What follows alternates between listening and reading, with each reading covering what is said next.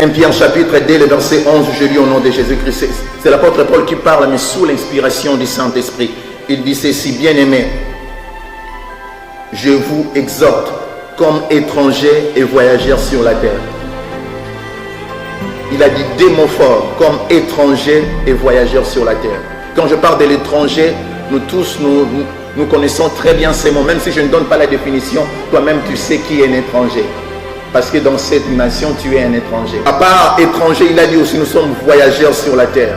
Et même si je ne donne pas la définition, toi-même tu sais déjà la signification ou le sens de ces mots voyageurs.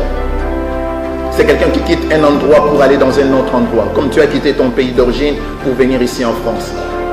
Mais ici, l'apôtre Pierre nous dit que nous, enfants de Dieu, nous les habitants de la terre, nous sommes des voyageurs et des étrangers sur la terre. Même si nous avons nos domiciles, même si nous avons nos appartements, même si nous avons nos biens ici, dans cette nation ou dans le monde, mais nous sommes que des passagers et des étrangers. C'est comme quelqu'un qui est en train de passer sur une route, de passer sur une avenue, on lui dit, tu ne vas pas rester. Tu ne vas pas rester dans ce coin, tu vas seulement passer. Tu es seulement un passager. Alors faites attention de ne pas te familiariser ou de ne pas toucher les choses que tu as trouvées dans ce coin. Je prie cette pensée pour nous dire que nous aussi, un jour, notre course va prendre fin. Nous aussi, un jour, notre voyage sur la terre va prendre fin. Je sais que les gens ne diront pas Amen, mais c'est la vérité. Un jour, notre course va prendre fin. Un jour, notre voyage sur la terre va prendre fin. Le temps, si Jésus-Christ ne revient pas aujourd'hui, nous devons le savoir. Nous devons mettre ça dans nos cœurs, que la mort est une voie qu'on ne peut jamais esquiver. La mort est une voie qu'on ne peut jamais esquiver. Nous tous, on doit passer par là. Et d'ailleurs, j'aimerais encore insister pour dire aux enfants de Dieu, nous ne devons pas avoir peur de la mort. Parce que la mort est aussi comme une porte qui nous donne l'accès pour entrer dans l'éternité. Mais maintenant, toi qui m'écoutes, je ne sais pas de quelle mort tu mourras. Hein? Je ne sais pas de quelle mort tu mourras. Peut-être ça sera par un accident. Peut-être ça sera par un crash. La mort ne choisit pas le visage. La mort ne choisit pas le visage. Que s'il voit que toi tu es un petit enfant qui toi, il dit non, toi je te laisse. Il regarde un autre visage, je vois que toi tu es une grande personne, une vieille personne, alors je viens chez toi. Non, la mort ne regarde pas le visage. Quand elle frappe, elle frappe. Voilà pourquoi que tu sois petit enfant, que tu sois une grande personne, il faut préparer ton éternité tous les jours. Pourquoi il faut soigner ta relation avec le Seigneur? C'est très important. Il faut soigner ta relation avec le Seigneur. Voilà pourquoi il faut tous les jours que tu te prépares devant le Seigneur. En profiter et mettre nos vies en ordre avec le Seigneur. Je ne sais pas pourquoi je parle de ces sujets, mais peut-être ça peut être un avertissement pour quelqu'un. Ça peut être aussi une révélation pour quelqu'un d'autre. D'autres péchés ne touchent pas toutes les couches de l'être humain. Mais l'impudicité est le seul péché qui pollue, qui affecte l'esprit, l'âme et le corps. J'ai trouvé cela dans 1 Corinthiens chapitre 6.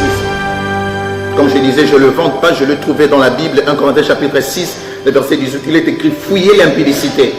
Maintenant, écoutons la suite. Quelque autre péché qu'un homme commette, ce péché est hors du corps. Mais celui qui se livre à l'impudicité pêche contre son propre corps. L'impudicité est le seul péché qui touche le corps, qui touche l'âme et qui touche l'esprit.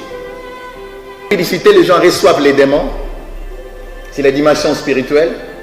Par l'impudicité, les gens reçoivent de maladies, la dimension physique charnelle. Et par l'impudicité, les gens reçoivent aussi de malédictions familiales, dimension de l'âme. L'impudicité est le seul péché qui touche toutes ces couches-là. Voilà pourquoi, moi je l'ai nommé, c'est le péché des péchés. C'est le péché des péchés. J'étais dans Galates chapitre 5.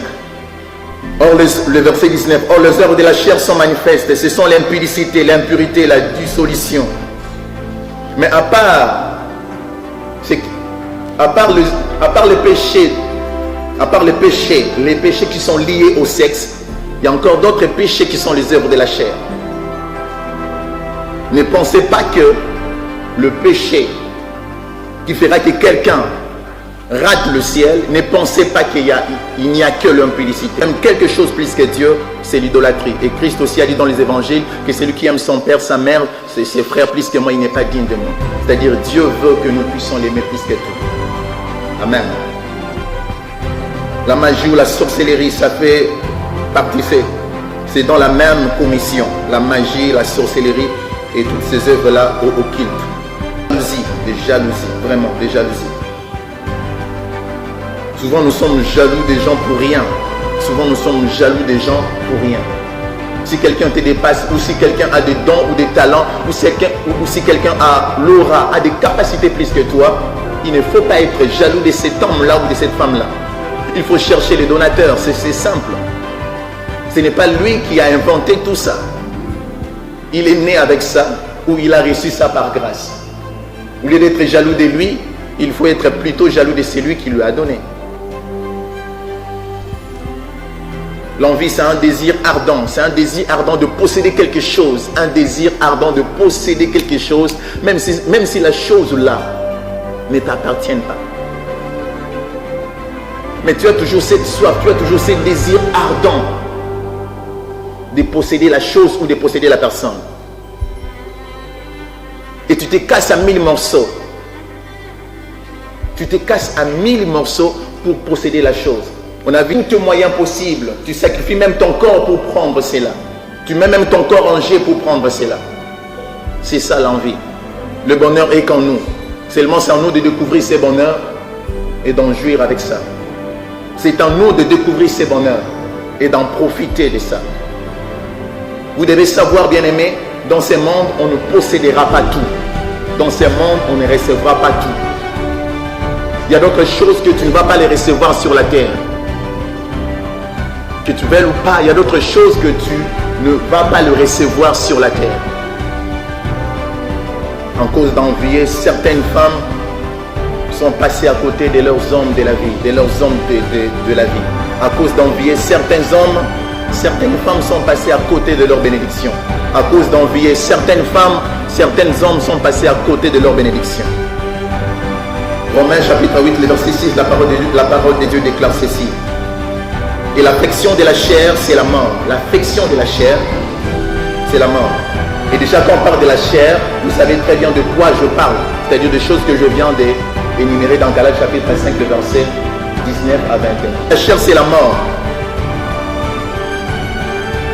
Tandis que l'affection de l'esprit, c'est la vie et la paix. C'est la vie et la paix. Laissez-moi nous dire que quand tu aimes ces œuvres de la chair qu'on vient de citer dans Galates chapitre 5, le verset 21 jusqu'à 19, ces choses procurent un petit plaisir, mais une grande douleur, une grande souffrance. Et tu n'auras pas la paix quand tu suis les œuvres de la chair. Tu n'auras pas la paix. Non seulement tu manqueras la paix, mais les œuvres de la chair produisent aussi la mort. Mais tandis que l'affection de l'esprit, c'est la vie et la paix. L'affection de l'esprit, quand tu aimes les choses de l'esprit, quand tu es passionné, quand tu es assoiffé de l'esprit de Dieu et des œuvres de l'esprit, ta vie va rayonner. Ton visage sera éclairé, illuminé. Et tu auras la paix et la joie de vivre. Tu n'as pas quelqu'un qui va venir te déranger. Tu n'as pas quelqu'un qui va dire, tu n'as pas quelqu'un qui va te faire des chantages. Tu sais par exemple, si tu es en conflit avec les États-Unis d'Amérique, tu peux aller chercher la couverture de la Russie. Militairement parlant, la Russie aussi a des arsenals, a des armes lourdes qui peut être à la même hauteur que les États-Unis d'Amérique. Tu peux aller chercher la couverture chez eux. Si tu as un problème avec la France, tu peux aller chercher la couverture des Anglais ou des Allemands. Mais si tu es en conflit avec Dieu, tu vas aller chercher la couverture de qui?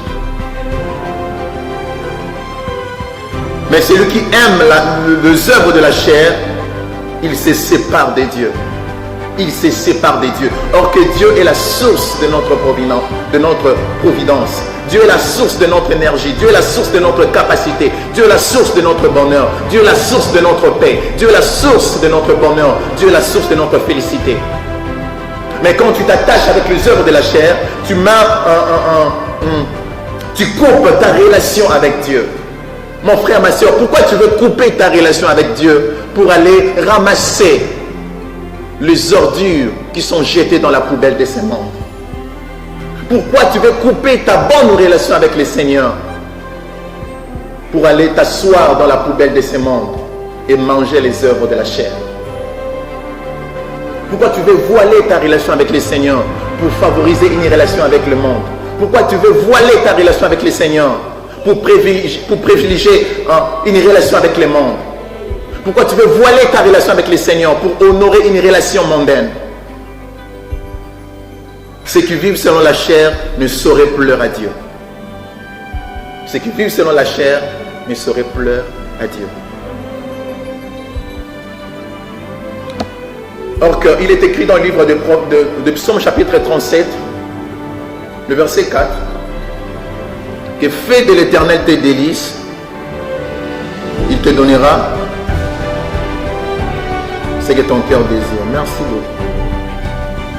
Ne sera pas content avec toi. Il n'y a pas moyen aussi pour que Dieu puisse t'accorder ce que ton cœur désire. Il n'y a pas moyen. Parfois tu désires de bonnes choses. Parfois tu désires d'être grand. Tu désires, tu veux être grand. Tu désires. Tu veux être puissant. Tu désires. Tu veux être une grande femme, un grand homme. Tu désires créer des grandes choses. Créer des grandes choses. Tu désires être une grande personne. Mais tu vis selon la chair. En vivant selon la chair, tu es en train d'attrister le Saint-Esprit. Tu es en train de blesser le cœur de Dieu. Et comme son cœur est triste, Dieu aussi, son tour, ne va pas t'accorder ce que ton cœur désire. Néhémie nous a appris quelque chose de très important en nous disant que la joie de l'Éternel sera votre force. Car la joie de l'Éternel sera votre force. Néhémie chapitre 10, votre force. C'est-à-dire, quand tu vis pour plaire à Dieu, quand tu vis pour réjouir le cœur de Dieu, quand tu vis pour donner de joie dans le cœur de Dieu, la joie de l'Éternel en retour sera ta force. Pour vous aider à comprendre. J'avais dit que l'esprit avait trois fonctions. La première fonction de l'esprit, c'est la conscience. La deuxième fonction de l'esprit, c'est l'intuition. Et la troisième fonction de l'esprit, c'est la communion. Grâce à sa conscience, l'homme est conscient du monde spirituel et aussi de Dieu qui est esprit. Grâce à l'intuition, l'homme reçoit des connaissances indépendamment de l'aide de son âme ou indépendamment du monde extérieur. Grâce à sa communion, l'homme entre en intimité avec Dieu. Là, c'est la fonction de l'esprit. Trois fonctions de l'esprit. Et à part ça, il y a trois fonctions de l'âme. J'avais placé deux personnes ici. Il y avait trois fonctions de l'âme. Et dans trois fonctions de l'âme, il y avait premièrement l'intelligence pour la pensée. Il y avait la volonté et c'était les émotions. Ça, c'est les trois fonctions de l'âme. L'intelligence aide l'homme à réfléchir, à raisonner et à agir différemment des animaux. À réfléchir, à raisonner et à agir différemment des animaux. Sinon, sans intelligence, l'homme va agir comme une bête, comme un animal. La volonté, c'est un pouvoir que Dieu a placé en l'homme, un pouvoir de choisir. Un pouvoir de choisir.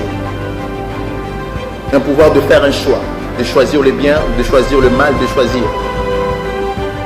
Comme il est écrit dans Deutéronome chapitre 30, à partir du verset 18, vous descendez, il est écrit, je mets devant toi la vie et la mort, le bonheur et le malheur, mais je te conseille de choisir la vie pour que tu vives.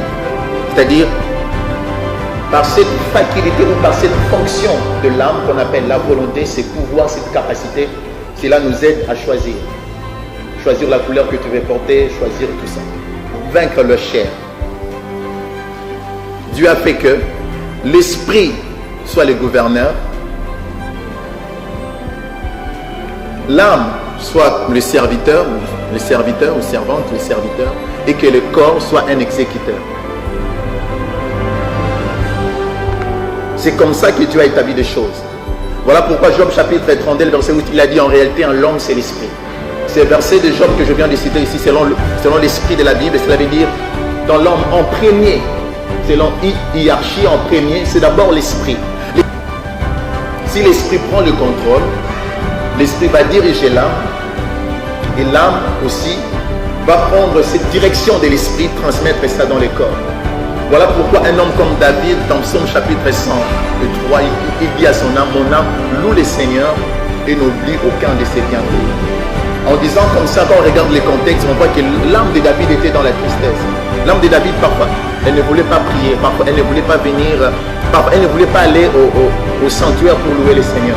Mais David est en train de dire à son âme, mon âme loue le Seigneur et n'oublie aucun de ses bienfaits. C'est-à-dire, l'esprit doit commander l'âme. L'âme va prendre ses commandements, cette ordonnance, transmettre ça dans le corps et le corps va manifester ça.